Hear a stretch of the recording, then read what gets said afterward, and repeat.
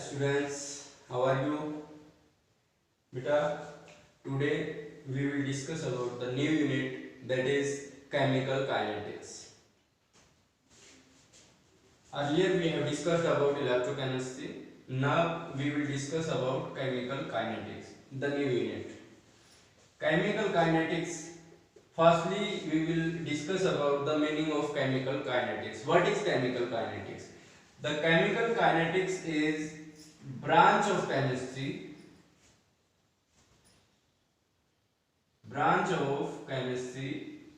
which deals with the study of first rate of reaction, second factors affecting rate of reaction,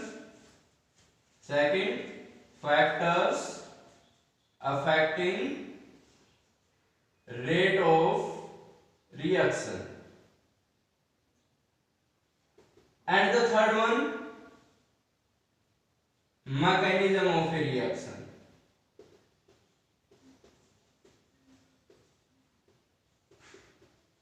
Branch of chemistry which deals with the study of rate of reaction, factors affecting rate of reaction and mechanism of reaction. So firstly we will discuss about rate of reaction. What is rate of reaction? Rate of reaction can be defined as speed of a reaction.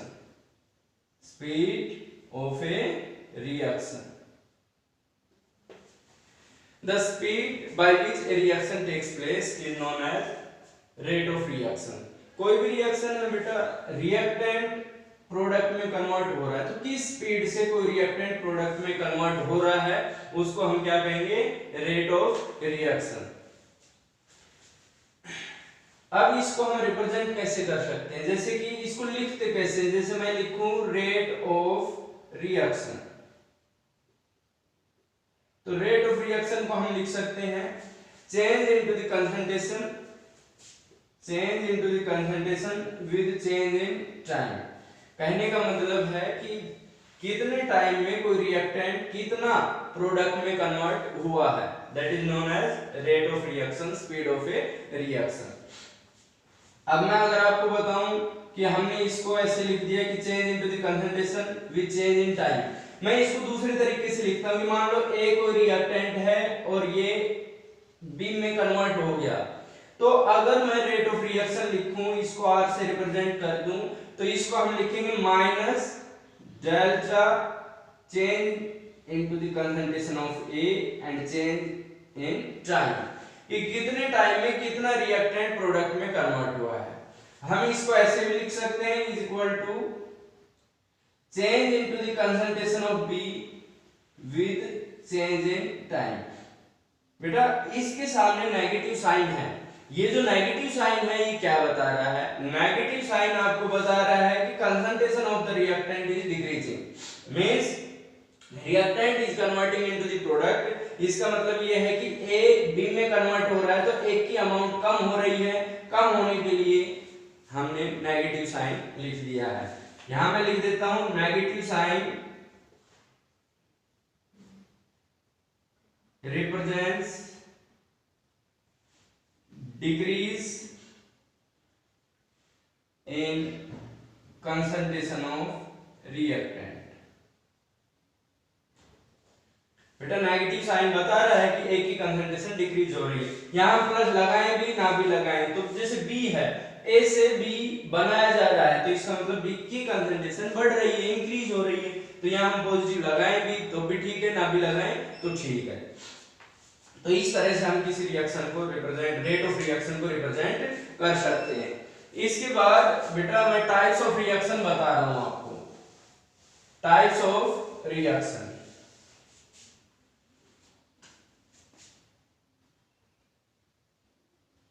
Types of reaction. तो ये किस base पे बता रहा हूं मैं types of reaction? मैं reaction की स्पीड के बेस पे बता रहा हूं, रेट ऑफ रिएक्शन के बेस पे बता रहा हूं कि कितने टाइप की होती है. तो रिएक्शन अगर पहली मैं बताऊं, मैं कह दूं very fast reaction, some reactions takes place very fast, जो कि बहुत तेजी से टेक्स प्लेस करती है। जो आयनिक रिएक्शन है बेटा, वो इस तरह की रिएक्शन होती है जो बहुत फास्ट टेक्स प्लेस करती है। तो उसके लिए अगर मैं रेट पता करूं तो रेट क्या होगा, change into the concentration with change in time. अब आपको यहाँ एक चीज देखनी है कि अगर हमें रेट का पता करना है तो वो कंसंट्रेशन के चेंज पे, टाइम के चेंज पे डिपेंड कर रहा है। तो हम एक चीज बता सकते हैं, वेरी फास्ट का मतलब change in time is very less.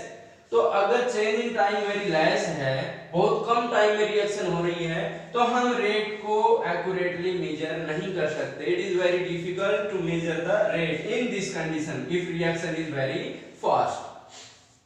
Second, very slow reaction. Very slow reaction में हम क्या देखेंगे कि कोई भी रिएक्शन है जो टाइम ज्यादा लेती, 2 दिन, 6 दिन, 1 वीक, 2 वीक्स, 1 मंथ, तो इस तरह की जो रिएक्शंस होती हैं उनको हम क्या कहते हैं, वेरी स्लो रिएक्शन। जैसे कि मैं आपको बता दूं कि rusting of iron, rusting of iron, it is a very slow reaction. Rust ऐसा नहीं है कि एक दिन में हो जाता है, 2 दिन में हो जाता है, इसके लिए थोड़ा टाइम लगता है, तो इसको हम वेरी स्लो की कैटेगरी में लेते हैं। इस कंडीशन में चेंज इन टाइम बहुत ज्यादा है, इसको भी मेजर करना बहुत मुश्किल है, तो इसको भी हम एक्यूरेटली मेजर नहीं कर सकते। Third one, the reaction which are not very slow and not very fast, ना तो ज्यादा स्लो है ना ज्यादा फास्ट है, मॉडरेट रिएक्शन बोल सकते हैं। टाइम के बेस पे हम इसको मॉडरेट रिएक्शन बोल सकते हैं। तो ऐसी रिएक्शंस जो होती हैं, जैसे कि मैं बात कहूं hydrolysis of sucrose, hydrolysis of sucrose. Students, you know the formula of sucrose, that is C12H22O11। अगर हम इसके हाइड्रोलिसिस करते हैं, वाटर के साथ रिएक्शन करते हैं, it dissociate in C6H12O6 and C6H12O6, means it is sucrose. When it is hydrolyzed, it converts into the glucose and fructose. बेटा ये मॉडरेट टाइम, तो इस तरह की जो रिएक्शंस हैं उनके लिए रेट कैलकुलेट करना आसान होता है। मेनली जो ये प्रोसेस चला है, जो हम डिस्कशन करेंगे वो मॉडरेट रिएक्शंस पे ही करेंगे। तो मैं आपको बता रहा था कि हमने 3 तरह की रिएक्शन पढ़ी है। जो वेरी फास्ट है उसका रेट पता कर सकते हैं, जो वेरी स्लो है उसका रेट पता कर सकते हैं, लेकिन These cannot be measured accurately, दिक्कत आती है एक्यूरेसी में, इसका हम आसानी से पता कर सकते हैं। तो हम जनरली जो पढ़ेंगे रेट ऑफ रिएक्शन, हम मॉडरेट रिएक्शंस के बारे में पढ़ेंगे। अब रेट ऑफ रिएक्शन कैसे, मैं आपको बताता हूं। रेट ऑफ रिएक्शन, पहला फॉर रिएक्टेंट, अगर मैं आपको बताऊं कि रिएक्टेंट के लिए, अब जैसे मान लो हमारे पास A है और ये कन्वर्ट हो रहा है B में, तो हम इसके लिए रेट कैसे लिखेंगे, रिएक्टेंट ये है तो रेट कैसे लिखेंगे हम, rate is minus change into the concentration of A with change in time, ये हो गया रिएक्टेंट के लिए। अगर मैं इसको ग्राफ के जरिए आपसे बताऊं, हम कंसंट्रेशन और टाइम में मान लो ग्राफ खींचते हैं, तो रिएक्टेंट बेटा मैंने आपको बताया था, रिएक्टेंट क्या होता है, डिक्रीज होता है। जब रिएक्टेंट प्रोडक्ट में कन्वर्ट हो रहा है तो इसकी कंसंट्रेशन डिक्रीज हो रही है। अगर अब मैं यहाँ पर कोई टाइम ले लूं, ये टाइम इंटरवल, ये 2 टाइम इंटरवल है, इसको मैं T1 कह देता हूं, इसको मैं T2 कह देता हूं। इसी तरीके से ये कंसंट्रेशन है हमारे पास और एक ये कंसंट्रेशन है, जो पहली कंसंट्रेशन है C1 ये है और फिर C2 ये है हमारे पास। तो ये तो क्या हो गया, जो इतना हुआ है चेंज इन कंसंट्रेशन हुआ है, ये हमारे पास जो चेंज है वो क्या है, कंसंट्रेशन है, और ये जो चेंज है ये चेंज इन टाइम है। तो हम change in concentration with change in time. Negative sign मैंने आपको पहले बताया है, decrease in concentration of reactant की वजह से। अगर मैं बात करूं for product, in case of product we can see rate is equal to change into the concentration of B with change in time। अगर इसके आगे में साइन पॉजिटिव लगा दूं तो आप समझ रहे हो this plus sign shows that concentration of B is increasing. बेटा इसका मैथमेटिकल यूज नहीं है नेगेटिव साइन का, आप ये मत समझना कि इसका यूज होगा, इट इज ओनली रिप्रेजेंटेशन। ये केवल हमें ये बता रहा है कि चेंज हो रहा है, डिक्रीज हो रहा है एक का जो कंसंट्रेशन है। अब जैसे स्पीड को हम रेट एक तरह से स्पीड ले सकते हैं, तो स्पीड को हम नेगेटिव नहीं लेते, हम किसी भी जैसे जनरली ट्रेन की स्पीड लेते हैं तो उसको हम नेगेटिव साइन नहीं लेते। 100 किलोमीटर पर आवर वगैरह हम लेते हैं तो उसमें हम कभी भी नेगेटिव नहीं लेते। तो इसका नेगेटिव का मतलब केवल यही है कि इसकी कंसंट्रेशन डिक्रीज हो रही है। इसको अगर मैं ग्राफ से रिप्रेजेंट करूं तो इस तरीके से हम इसको रिप्रेजेंट कर सकते हैं कि यहां तो कंसंट्रेशन है और यहां पर टाइम है। अब आप देखिएगा इसकी कंसंट्रेशन तो डिक्रीज हो रही थी तो हमने ऐसे लिया, इसमें थोड़ा चेंज हो सकता है, जरूरी नहीं कि हर एक रिएक्शन के लिए ऐसा ही होगा। इसी तरीके से हर एक रिएक्शन के लिए ऐसा हो जरूरी नहीं है, बट हमने ये ऐसे किया है because concentration of product is increasing. अब हम इसको कैसे लिख सकते हैं, आप देखो हम दो टाइम इंटरवल फिर से ले लेते हैं कि एक तो हमने यहां पर ले लिया और एक हमने यहां पर ले लिया।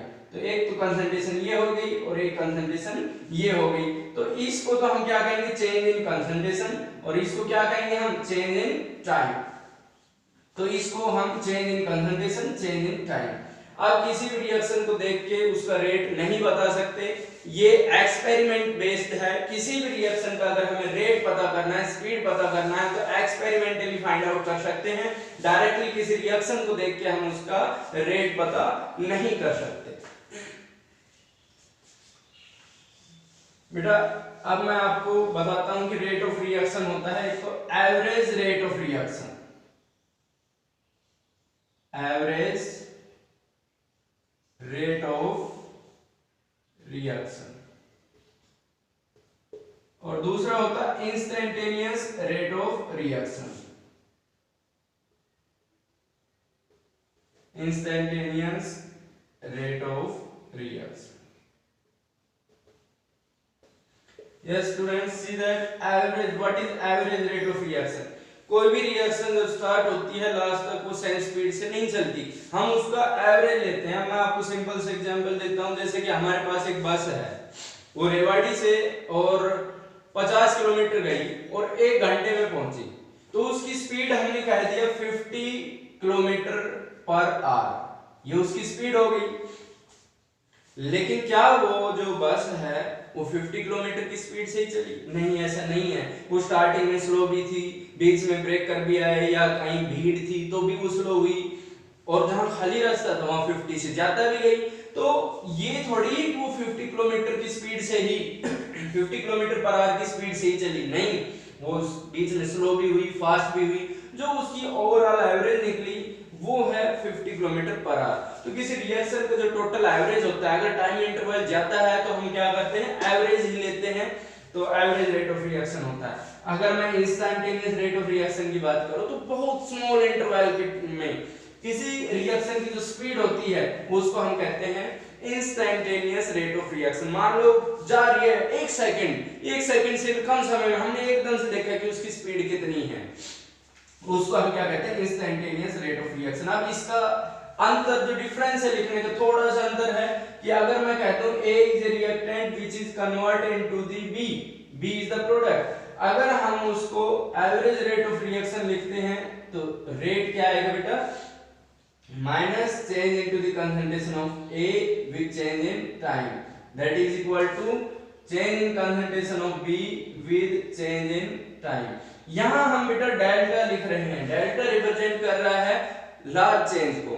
इंस्टेंटेनियस का मतलब स्मॉल चेंज होगा उस दौरान, तो उसको हम क्या करते हैं, अगर मैं इसी रिएक्शन का इंस्टेंटेनियस रेट ऑफ रिएक्शन लिखूं तो मैं लिखूंगा R is equal to minus dA upon dt। d small change को रिप्रेजेंट करता है, स्मॉल के लिए कोई खास अंतर नहीं है, केवल यही है। हम इसको लिख सकते हैं dB अपॉन dt। इस तरीके से हम किसी भी रिएक्शन का रेट लिख सकते हैं। अब मैं आपको एक तो एग्जांपल दे रहा हूं, जैसे कि हमें कोई रिएक्शन दे दी PCl5 dissociates into PCl3 plus Cl2 और हमें इसका रेट लिखना है। तो बेटा किसी भी रिएक्शन का रेट एक नंबर में कई बार पूछ लिया जाता है कि इसका रेट आप कैसे लिखेंगे। तो आप रेट लिखोगे minus d PCl5 upon dt। आप समझ गए रिएक्टेंट है इसलिए हमने नेगेटिव साइन लगा दिया, because the concentration of reactant is decreasing, that is equal to d PCl3 dt, that is equal to d Cl2 upon dt। इस तरीके से हम रेट ऑफ रिएक्शन को लिखते हैं। बेटा आपको ध्यान रखना, आप ये मत सोचना कि बीच में प्लस है, सर ने बीच में प्लस नहीं लगाया, ये एक्चुअल में रेट बता रहे हैं कि स्पीड से ये इसकी कंसंट्रेशन चेंज हो रही है, किस स्पीड से इसकी चेंज हो रही है, किस स्पीड से इसकी, because the change into the concentration is same, that's why these are equal. अब मैं आपको कुछ चेंज बताता हूं, एक बहुत अच्छा एग्जांपल लेते हैं हम। जैसे कि हमारे पास है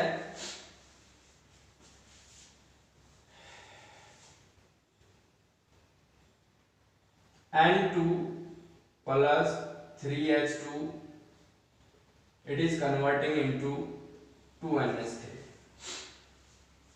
1 मोल ले लिया हमने नाइट्रोजन का, मोल लिख दिया हमने 1 मोल, इसका हमने मोल ले लिया 3 मोल्स और इसके कितने मोल्स हैं, 2 मोल्स हैं। रिएक्शन को देख के हम बता सकते हैं नाइट्रोजन का 1 मोल है, हाइड्रोजन के 3 मोल्स है और अमोनिया के 2 मोल्स हमें मिले हैं।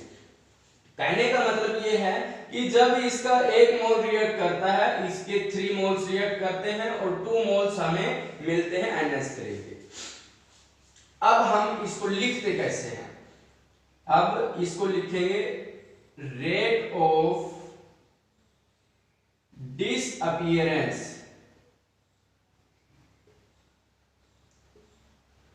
डिसअपीयरेंस मतलब N2 डिसअपीयर हो रहा है बेटा, N2 कन्वर्ट हो रहा है अमोनिया में, that's why we write it disappearance. We can also write its consumption, rate of consumption of N2। N2 का कंजम्पशन का रेट हम कैसे लिख सकते हैं, हम लिखेंगे minus dN2 upon dt, decrease into the concentration of N2 with time। और इसको मैं मान लेता हूं कि भाई जैसे 1 मोल है तो इसकी स्पीड मैंने मान ली कि ये x है, इसकी स्पीड कितनी है बेटा x। रेट, पहले मैं रेट की कंसंट्रेशन बताता हूं आपको कि हमने डिस्कस किया था कि रेट किसके बराबर है, change in concentration with change in time. Concentration की जो यूनिट होती है वो होती है मोल्स पर लीटर और टाइम के लिए हमने क्या लिख दिया, पर सेकंड। तो हम यहां से इसकी यूनिट क्या लिख देंगे, रेट ऑफ रिएक्शन की यूनिट होती है मोल्स पर लीटर पर सेकंड। अगर मैं आपको बताऊं कि ये तो कंसंट्रेशन में लिया, अगर हम इसको प्रेशर में लेते हैं तो रेट क्या हो जाएगा, अगर हमने इसको change in pressure with change in time, तो प्रेशर को हम एटमॉस्फेयर में लेते हैं atm पर सेकंड, हम इसकी यूनिट लिख सकते हैं। तो बेटा यूनिट्स आपको याद रखनी है। मैं इसका रेट लिख देता हूं कि x मोल्स पर लीटर पर सेकंड, ये लिख दिया हमने। अब मैं लिखूं rate of disappearance of H2,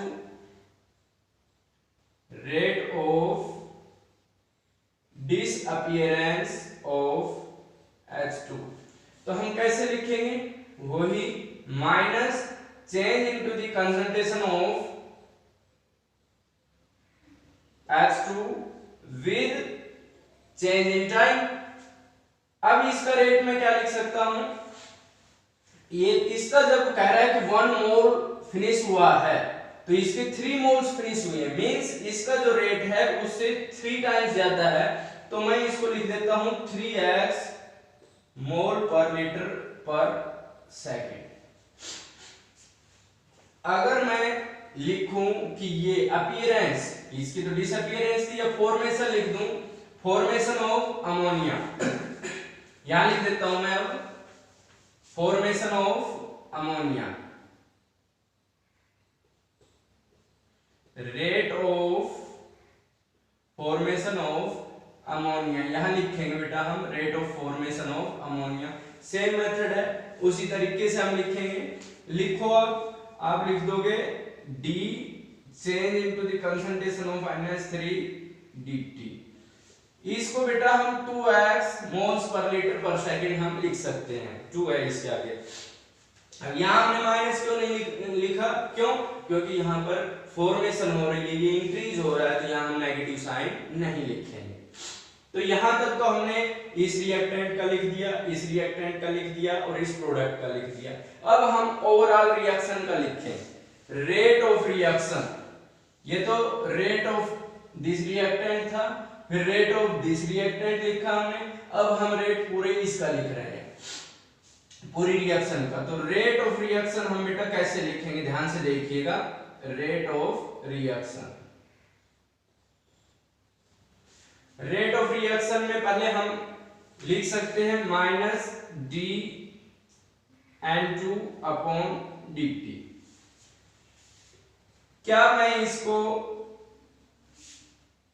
minus D H2 upon dt लिख सकता हूं? क्या ये बराबर है? ये बराबर नहीं है, क्योंकि ये x है और ये 3x है, ये इसका 3 टाइम्स है। तो अगर मैं इनको बराबर लिखूं तो क्या करना पड़ेगा, मुझे इसको 3 से डिवाइड करना पड़ेगा। ये x था, ये 3x था, अगर मैं इसको 3 से डिवाइड कर दूं तो ये भी x हो जाएगा। इसी तरीके से मैं अगर इसका लिखूं तो dNH3 अपॉन dt।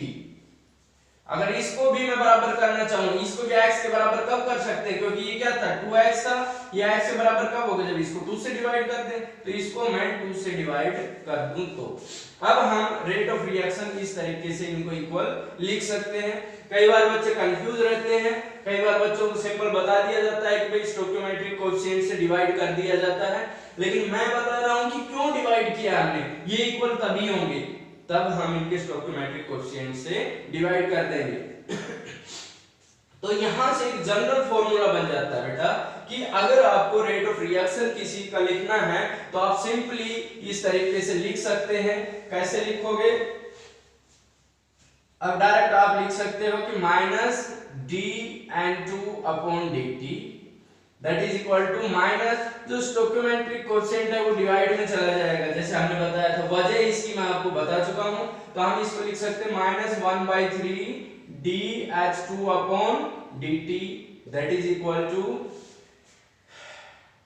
1/2 जो स्टोइकियोमेट्रिक कोएफिशिएंट है डिवाइड में चला जाएगा dNH3 upon dt।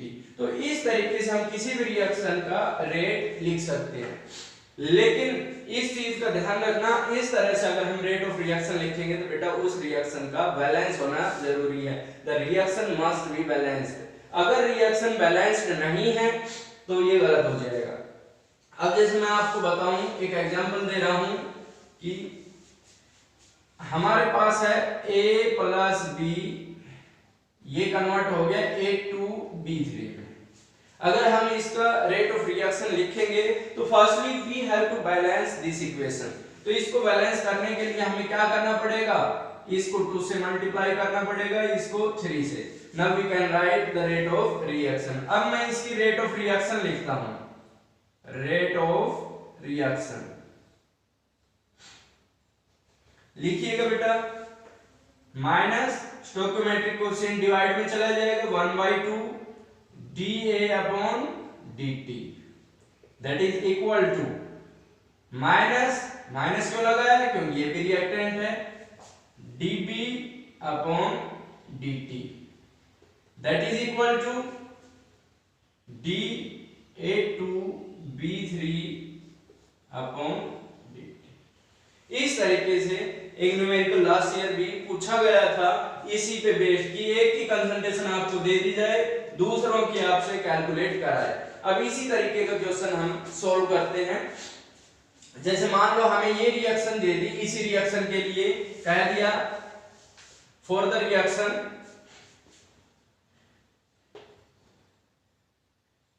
rate of disappearance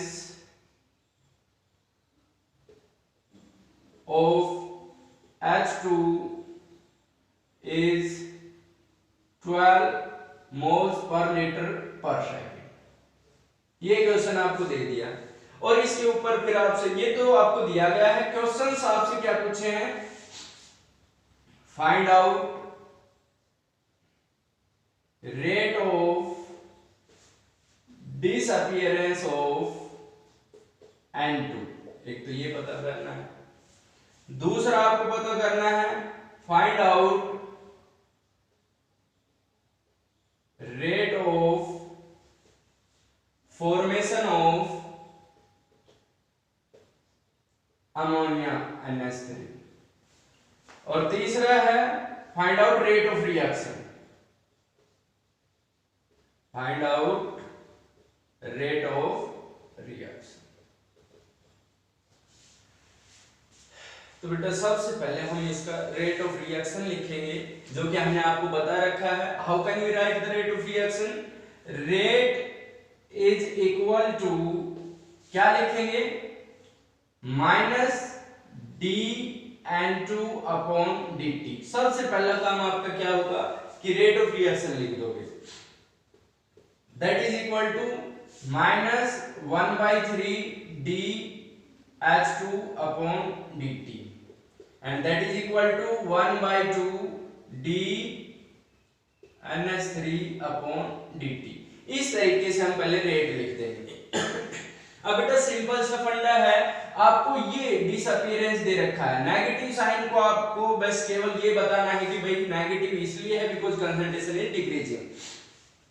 तो अब चेंज इन कंसंट्रेशन मतलब डिसअपीयरेंस में ही आ गया नेगेटिव साइन, डिसअपीयरेंस H2 आपको दे रखा है, ये दे रखा है और आपको ये पता करना है, जो गिवन है और जो पता करना है उनको आप आमने सामने लिख दो।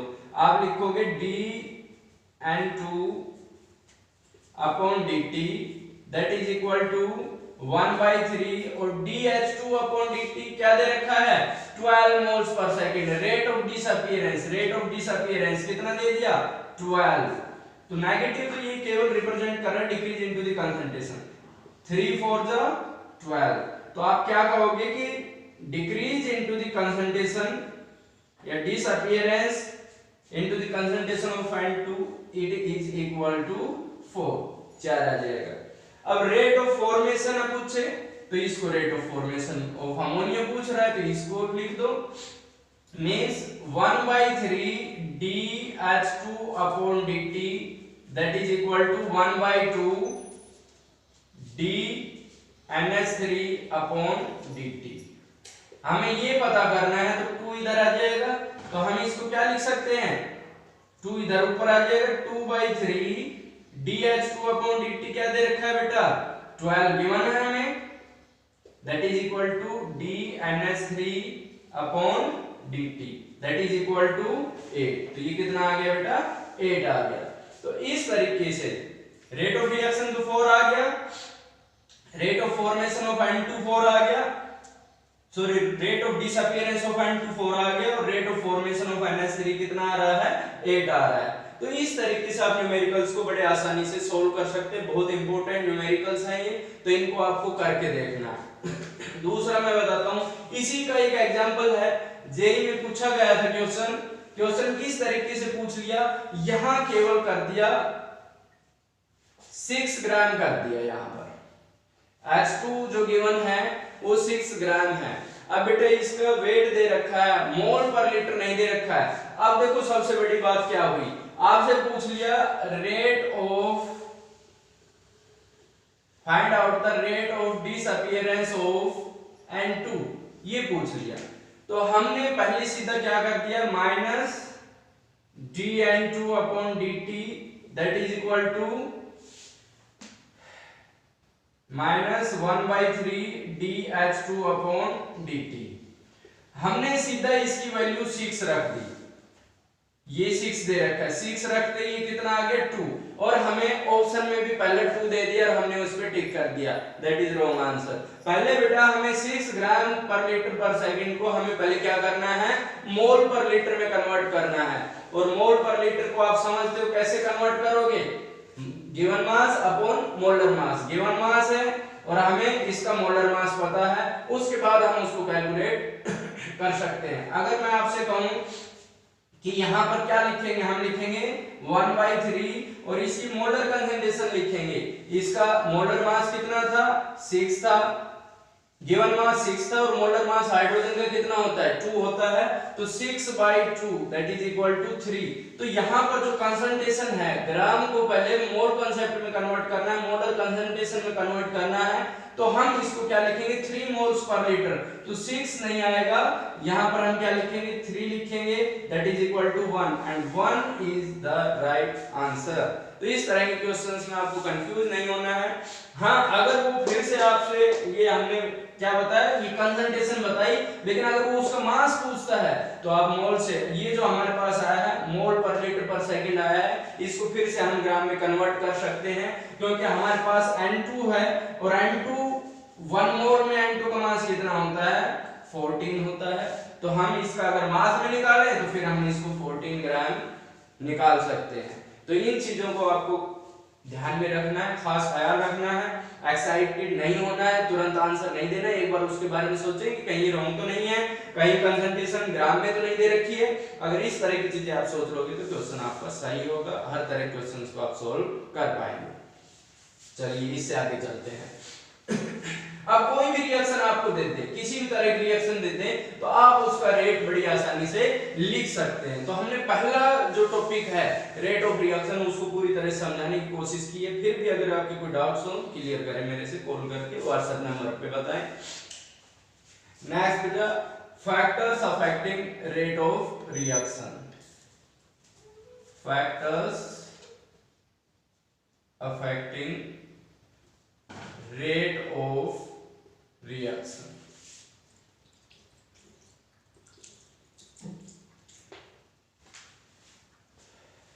कौन कौन से फैक्टर हैं जो रेट ऑफ रिएक्शन को अफेक्ट करते हैं, मींस रेट ऑफ रिएक्शन को बढ़ा सकते हैं, रेट ऑफ रिएक्शन को घटा सकते हैं। तो पहला है nature of reactant. How does nature of reactant affect the rate of reaction. बेटा हमें पता है कि कोई भी रिएक्शन होगी, जैसे हमारे पास गैसियस फॉर्म में है, हमारे पास लिक्विड फॉर्म में है, हमारे पास सॉलिड फॉर्म में है। तो गैसियस पार्टिकल्स हैं वो आसानी से इंटरमिक्स हो सकते हैं, रिएक्शन फास्ट होगी। तो अगर रिएक्टेंट का नेचर कैसा है, हम इस चीज को देख के पता करें तो हम बता सकते हैं कि कौन सी रिएक्शन फास्ट होगी, कौन सी स्लो होगी। तो ये इस पे डिपेंड कर रहा है नेचर कैसा है। दूसरा चीज मैं आपको बताऊं कि मान लो हमारे पास ए बी कोई रिएक्टेंट है और वो कन्वर्ट हो रहा है ए प्लस बी में, इसी तरह से Ct कोई रिएक्टेंट है वो कन्वर्ट हो रहा है C प्लस डी में। दिखने में ही रिएक्शंस एक जैसी हैं, लेकिन एक रिएक्शन स्लो हो सकती है और एक फास्ट हो सकती है, which depends upon nature of bond. अगर स्ट्रॉन्ग बॉन्ड है तो बेटा वो टूट नहीं पाएगा आसानी से, डिसोसिएशन में टाइम लगेगा, we have to supply more and more energy, it means this reaction will be slow.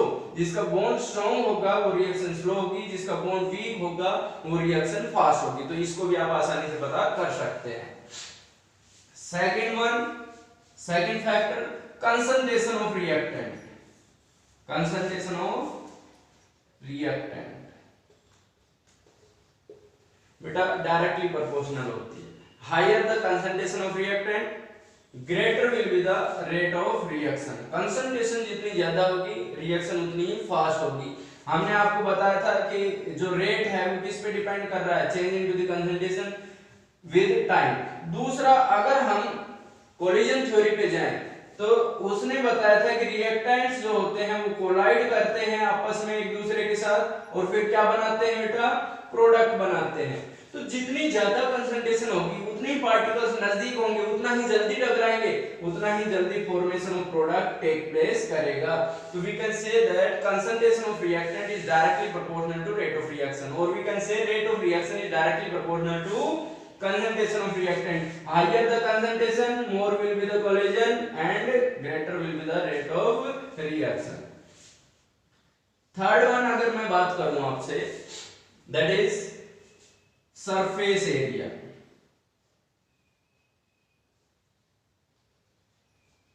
Surface area of reactant.